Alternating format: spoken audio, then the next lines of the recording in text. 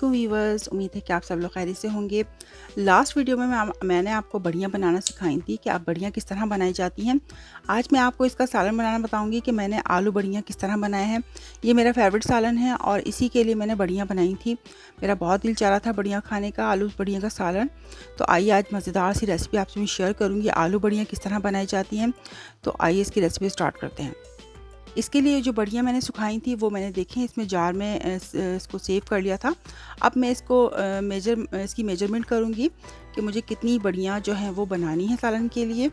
तो जितनी आपने इसमें बनानी हो आप इसमें से निकाल सकते हैं और सालन बना लें और बाकी को आप सेव कर लें। तो मैंने तकरीबन आधा किलो यानी 500 ग्राम बड़ियाँ जो हैं वो ले ली थी। अब एक हमने कढ़ाई ले ली है और हम इसमें ऑयल डाल रहे हैं। इसमें जो बड़ियाँ हमने बनाई थी उसमें हम ऑयल में डाल के इसको फ्राई करेंगे। तो इसको हमने फ्राई करना है बड़ियों को, और इतना फ्राई करना है कि ये गोल्डन कलर की हो जाए। तो मैं इसको स्लो टू मीडियम फ्लेम पे फ्राई करूँगी और इसको कंटिन्यूसली हमने ऑयल में फ्राई करना है। जब तक हम फ्राई करेंगे जब तक इसमें गोल्डन सा अच्छा सा कलर आ जाता है। तो जैसे ही इसमें गोल्डन और अच्छा सा कलर आ जाएगा हम बड़ियों को ऑयल से रिमूव कर लेंगे और निकाल कर इसको अलग से प्लेट में रख लेंगे। तमाम बड़ियों को फ्राई करके मैंने प्लेट में निकाल लिया है और अब हम इसको एक तरफ रख देंगे। ऑयल को मैंने थोड़ा सा कम कर लिया था ताकि मुझे सालन बनाना है। 3 अदद दरमियाने साइज़ की प्याज मैंने इसमें पेस्ट बना के इसमें डाल दिया है और इसको मैं अच्छी तरह से फ्राई करूँगी। और मैं लहसुन अदरक का पेस्ट इसमें डालूँगी 2 बड़े चमचे।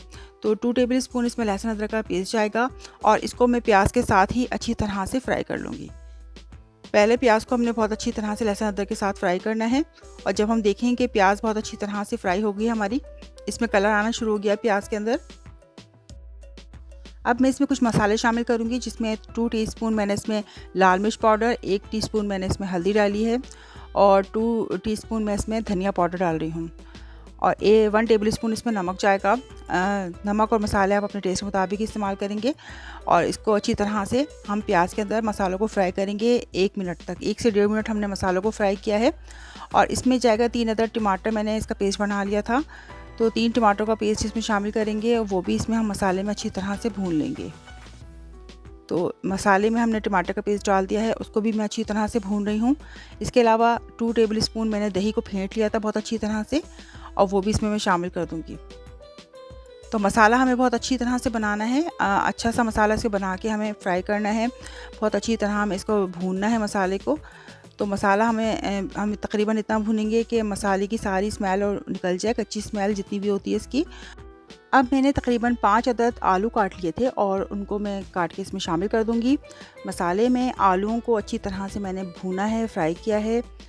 तो आलू को मैं फ्राई कर रही हूँ अच्छी तरह से मसाले में और जब ये अच्छी तरह फ्राई हो जाएंगे तो मैं इसमें गर्म पानी मैंने इसमें डाल दिया था। तो मैं इसमें बॉयल पानी डाल रही हूँ, तो जितना मुझे रिक्वायर्ड है इतना मैं डालूँगी पानी। मुझे इसका शोरबा बनाना है और जब पानी में देखें आप बॉयल आना शुरू हो गया क्योंकि गर्म पानी था, तो इसमें जो हमने बड़ियाँ फ्राई की थी वो मैं इसमें शामिल कर दूँगी। थोड़ा सा पानी मैंने इसमें और शामिल किया है क्योंकि बड़ियाँ इसमें पकेंगी और गलेंगी। तो अब हम ढककर इसको स्लो टू मीडियम फ्लेम पर पकाएँगे जब तक हमारी आलू और बड़ियाँ दोनों अच्छी तरह से गल नहीं जाती। तो हम इसको चेक करते रहेंगे और जैसे ही हमारी आलू और बड़ियाँ अच्छी तरह से गल जाएंगी तो आप देख सकते हैं कि हमारा सालन जो है वो रेडी होना शुरू हो जाएगा। तो बड़ियाँ बहुत अच्छी तरह से गल चुकी थी और आलू भी बहुत अच्छी तरह गल चुके थे। तो इसमें ये बड़ियाँ जब गलती हैं, पकती हैं तो थोड़ी बहुत टूट भी जाती हैं, तो इसके लिए आप टेंशन नहीं लीजिएगा क्योंकि थोड़ी सी बड़ियाँ जो हैं वो इसमें टूट के मज़ेदार ज़रा घुली मिली सी बनती हैं। 1 टेबल स्पून गरम मसाला मैंने घर का बना हुआ पिसा हुआ डाला है और इसके अलावा मैं इसमें हरा धनिया और हरी मिर्च शामिल करूँगी। आलू बड़ियों का सालन हमारा रेडी हो चुका है और आखिर में ये तमाम चीज़ें हम इसमें शामिल करेंगे और इसको मैं फिर ढककर 5 मिनट के लिए दम पे रख दूँगी। तो इन तमाम चीज़ों को मैंने मिक्स कर दिया है और जैसे जैसे आलू बड़ियों का सालन बनता है, सालन देखिए गाढ़ा होना शुरू हो गया है।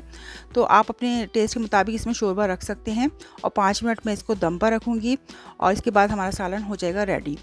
तो बहुत से लोगों ने मुझसे फरमाइश की थी कि आपने बड़ियाँ बनाना सिखा दी हैं, हमें सालन भी बनाना सिखाएं। तो आज मैंने आपको सिखाया है आलू बड़ियों का सालन, जो कि मैं बनाती हूँ घर में किस तरह से। तो ये मेरी अपनी रेसिपी है और आप इसको ज़रूर ट्राई कीजिएगा, इंशाल्लाह ये आपको ज़रूर पसंद आएगा।